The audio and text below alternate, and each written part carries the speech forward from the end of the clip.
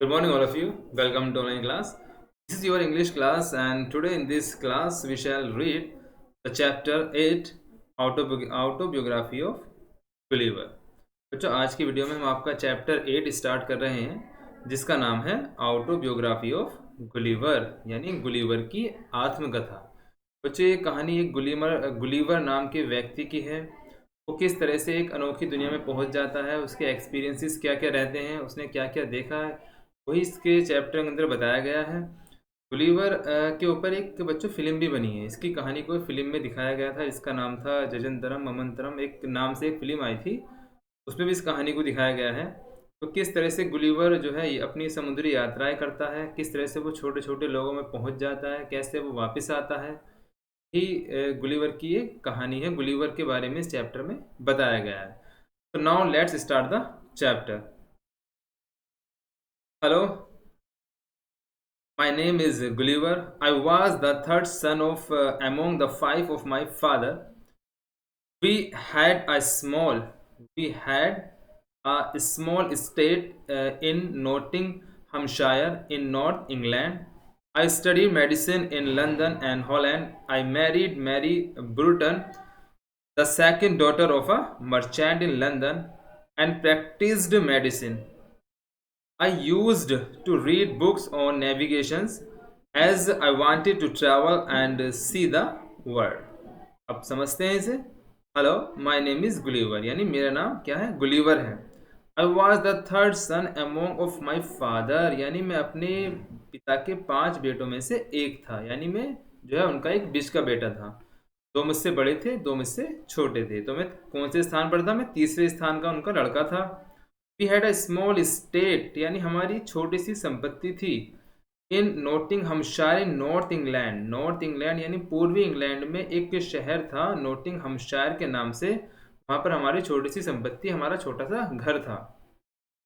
I studied medicine, यानी I means मैंने studies मैंने अध्ययन किया, मेडिसिन मैंने दवाइयों का, in London and Holland, London और हॉलैंड नामक शहरों में मैंने दवाइयों का अध्ययन किया। आई मैरिड मैरी ब्रूटन, मैंने शादी की मैरी ब्रूटन से, the second daughter of the merchant, merchant का मतलब होता है व्यापारी, इन लंदन, लंदन में एक व्यापारी था, उसकी जो दूसरे नंबर की सेकंड यानी दूसरे नंबर की जो बेटी थी उससे मैंने शादी की। एंड प्रैक्टिस्ड मेडिसिन, और अपनी दवाइयों का मैंने क्या किया? अध्ययन किया, प्रयोग किया। I use to read books of navigation, navigation का मतलब होता है समुद्री वृत्तांत, यानी जिसमें समुद्री यात्राओं के बारे में लिखा होता है। यानी मैं अधिकतर वो किताबें पढ़ता था जिसमें समुद्री यात्राओं के बारे में दिया होता था। एज, क्योंकि आई वॉन्टेड टू ट्रैवल, मैं यात्रा करना चाहता था, एंड सी द वर्ल्ड, और इस संसार को मैं देखना चाहता था। Now let's see the next paragraph.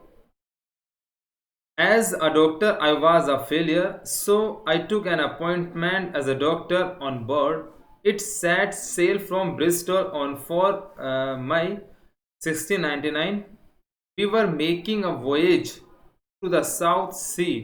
In November, we were on our way to the East Indies. It was summer in these parts. Suddenly, a terrible storm broke out and drove us to the northwest of Van Diemen's Land near Australia. It was misty all over and we could not see things clearly. Antelope struck with a big rock and broke into pieces. All the sailors and passengers got into boats. Means, as a doctor, एक doctor के रूप में I was failure, यानी मैं असफल हो गया था, मैं सफल नहीं हो पाया था डॉक्टर के रूप में। सो माने इसीलिए आई टुक एन अपॉइंटमेंट, अपॉइंटमेंट माने मैंने जो है एक अपॉइंटमेंट लिया, एक जो है एक से बोलेंगे हम किसी से मिलने का समय लेना, appointment. I took an appointment as a doctor on board, board जो है यहाँ पर एक बड़े पानी के जहाज के लिए आया है। बोर्ड पर जाने का मैंने एक अपॉइंटमेंट लिया, निमंत्रण लिया, ताकि मैं बोर्ड पर जा सकूं, उस पानी के जहाज पर जा सकूं। It set sail from Bristol, यानी ये ब्रिस्टॉल नामक शहर से चलना था। कब? 4 मई 4 मई 1699 में, यानी 4 मई 1699 को उसने जहाज ने समुद्र में यात्रा करना शुरू किया। कहाँ से शुरू किया? ब्रिस्टॉल से। We were making a voyage to the South Sea, यानी हमने जो यात्रा शुरू करी, वॉयज मीन्स होता है समुद्री यात्राएं, टू द साउथ सी, दक्षिणी समुद्र से हमने जो है यात्रा करनी शुरू की। In November we were on our way to the East Indies, यानी नवंबर में हम जो है पूर्वी भारत की तरफ से जा रहे थे। इट वॉज समर, गर्मी थी। इन दीज पार्ट्स, उस हिस्से में, यानी जिस हिस्से में हम यात्रा कर रहे थे उस हिस्से में गर्मी थी। सडनली माने अचानक, अ टेरिबल स्टॉर्म, एक खतरनाक तूफान, ब्रोक आउट मिस उठा, and drove us to the north west, drove us और हमें बहाकर ले गया नॉर्थ वेस्ट की तरफ, पूर्वी पश्चिमी दिशा की तरफ, उत्तरी पूर्वी दिशा की तरफ। Van Diemen's land near Australia, Australia के पास एक वैन डायमेंशन लैंड था, एक द्वीप था, उस तरफ वो हमें बहाकर ले गया। इट वॉज मिस्टी, मिस्टी का मतलब होता है कोहरा, धुंध, जहाँ कुछ दिखाई नहीं देता, यानी वहाँ जो है इतने बादल थे समुद्र के ऊपर, उन बादलों का एक चारों तरफ से बादल घिरे हुए थे, कुछ दिखाई नहीं दे रहा था all over, and we could not see things clearly. Things clearly का मतलब वस्तुओं को हम साफ साफ नहीं देख सकते थे उन बादलों की वजह से। एंटीलोप, एंटीलोप उनके पानी के जहाज का नाम है। स्ट्रक, टकरा गया, विद अ बिग रॉक, एक बड़ी पहाड़ी से, एंड ब्रोक इनटू पीसीज, और वो टुकड़ों में टूट गया। यानी जो जिस जहाज से हम यात्रा कर रहे थे वो जहाज एक पहाड़ी से टकरा गया, और टकराने के बाद वो कई हिस्सों में टूट गया। ऑल द सेलर्स, जितने भी यात्री थे, एंड पैसेंजर्स, जो नाविक, सेलर्स का मतलब नाव चलाने वाले, पैसेंजर्स माने जो उसमें यात्रा कर रहे थे, गोट इनटू बोट्स, वो अब छोटी छोटी नाव में आ गए थे, क्योंकि बड़े जहाज के अंदर छोटी छोटी नाव भी होती हैं इमरजेंसी के लिए, कि कोई खतरा हो तो उन छोटी नावों का यूज़ कर सकता है। जितने भी नाविक थे, जितने भी यात्री थे, वो छोटी छोटी नाव लेकर अलग निकल चुके थे। Now let's see the next stranger. We fought the waves with our oars for a long time. The sea grew rougher, and in about half an hour, the waves turned the boat upside down. Now I could not see my friends. I began to swim. The waves and the wind carried me over some distance now. I could see an island at some distance, but no strength was left in my limbs to swim. I gave up all hopes of life and let my legs drop.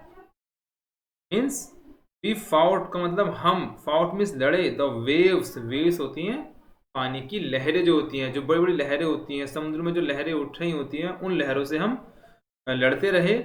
With are ores, ores का मतलब होता है एक तरह से जैसे हम नाव चलाते हैं ना, तो चप्पू होता है नाव चलाने का, एक चौड़ा सा चप्पू होता है, इससे हम नाव चलाते हैं। फॉर अ लॉन्ग टाइम, काफ़ी समय तक हम अपनी नाव को उसे चप्पू से चलाते रहे।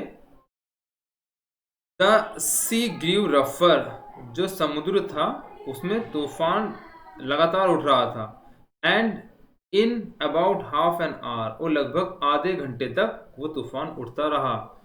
The waves turn the boat upside down, जो वेव्स थी, जो पानी की लहरें थी, वो नदी को, यानी जो उस समुद्र में जो हमारी नाव थी उसे अपसाइड डाउन, उसे ऊपर नीचे कर रही थी। नाउ मिस, अब I could not see my friends, जो मेरे दोस्त थे मैं उन्हें नहीं देख सकता था क्योंकि वो अलग दिशा में चले गए थे। आई बिगन टू स्विम, मैंने क्या करा, तैरना शुरू कर दिया। आई बिगन टू स्विम का मतलब तैरना शुरू करना। The waves and the wind, जो लहरें थी, एंड द विंड, जो हवा थी, carried me over some distance, distance means दूर, यानी जो पानी की लहरें थी, जो हवा थी, वो मुझे कुछ दूरी पर ले गई। Now I could see an island, अब मैं एक आइसलैंड यानी एक द्वीप, एक भूमि को देख सकता था। वहां से एक जो है एक टापू टाइप का दिखाई दे रहा था। एट सम डिस्टेंस, कुछ दूरी पर। बट मिस, किंतु, नो स्ट्रेंथ, स्ट्रेंथ का मतलब होता है शक्ति। No strength was left in my limbs to swim, लेकिन जो मेरी भुजाएं थी, जो मेरे हाथ थे, उनमें अब तैरने की शक्ति नहीं थी।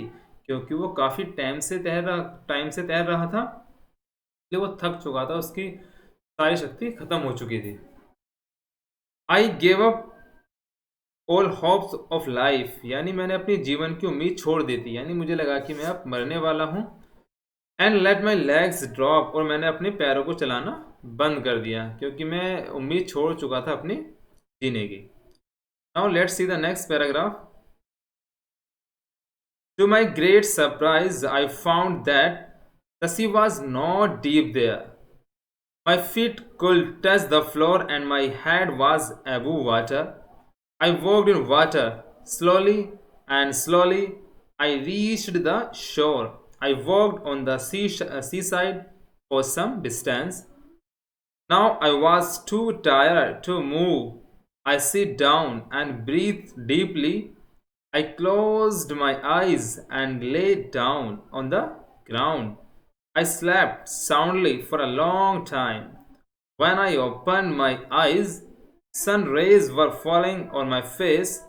I tried to get up, but I could not move. Means to my great surprise, यानी मुझे बड़ा आश्चर्य हुआ। आई फाउंड मीन्स होता है पाना, that the sea was not deep there, यानी जिस जगह पर मैं था वहां पर समुद्र गहरा नहीं था, यानी मैं लगभग किनारे की तरफ आ चुका था।